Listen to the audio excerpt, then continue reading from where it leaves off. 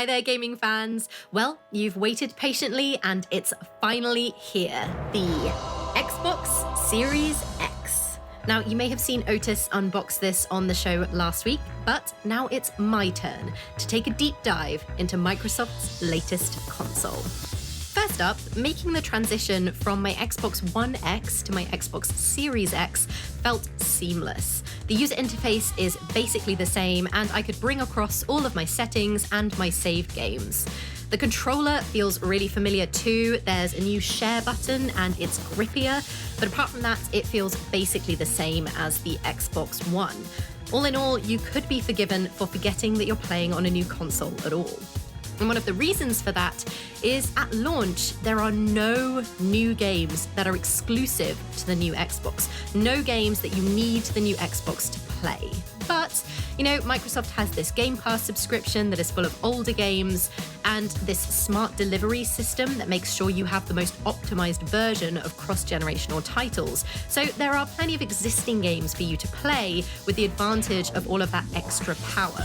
A word of warning though, to really feel the benefit of the graphical improvements, you will probably need a cutting-edge television, which is why I've got this 65-inch 4K LG OLED with a 120Hz refresh rate to match that of the Xbox Series X. Now, the Xbox One X could play at 4K, but it's clear that the Xbox Series X is much more comfortable doing so, and it can even go higher if you've got the right hardware. However, in my opinion, the difference between 1080 and 4K just isn't as stark as it was back in the day when we initially made the leap to HD. Yes, it's very pretty, but I wouldn't call it a must-have feature. You're probably more likely to notice the improved lighting effects, thanks to things like improved HDR and the newly supported hardware-accelerated ray tracing, which had me stopping to look at my reflection in puddles when I was playing Watch Dogs Legion. I think I was personally most impressed by the higher frame rate. Now, I didn't think I'd notice much difference on the upgrade from 60 frames per second to 120.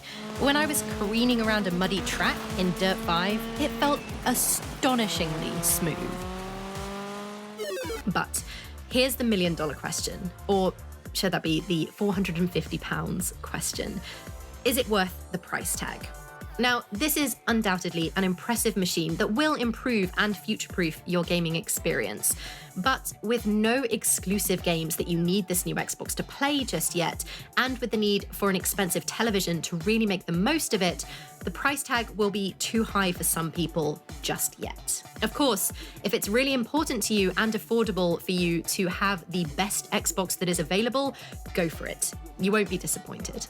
Of course, for those with a smaller budget, there's always the Xbox Series S, which is smaller and doesn't have a disk drive and costs £250.